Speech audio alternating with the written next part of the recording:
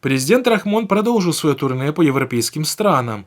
Прибыв 10 октября в Бельгию по приглашению главы Евросовета Шарля Мишеля, он обсудил с руководством Евросоюза сложившуюся ситуацию в Афганистане, а 12 октября он посетил Францию, где встретился с президентом страны Эммануэлем Макроном.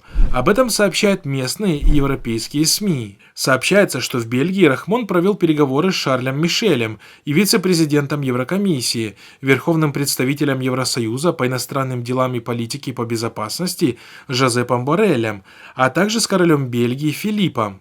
Главной темой встречи стала ситуация в соседнем с Таджикистаном Афганистане после прихода к власти талибов. Участники сообщили, что обменялись мнениями по вопросам установления мира и стабильности в Афганистане, в частности, соблюдения прав всех этнических групп. Эмомали Рахмон еще раз выразил свою позицию по вопросу формирования инклюзивного правительства в Афганистане.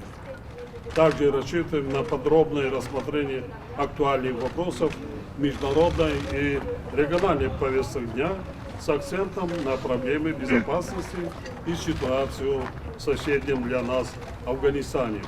Аналитики отмечают, что европейские лидеры, позиционирующие себя блюстителями прав человека по всему миру, оказали диктатору Рахмону большое уважение, закрыв при этом глаза на вопиющие нарушения прав жителей Таджикистана со стороны этого тиранического режима. Это в очередной раз доказывает, что Западу, будь это США или Европа, изначально безразлична судьба народов, тем более мусульманских стран. Все шаги, которые западные страны предпринимают в сфере так называемой защиты прав человека, в странах с авторитарными режимами обусловлены исключительно текущей политической выгодой, а вовсе не их принципами. Je suis heureux d'accueillir aujourd'hui à Paris le président du Tadjikistan, M. Emomali Rahmon.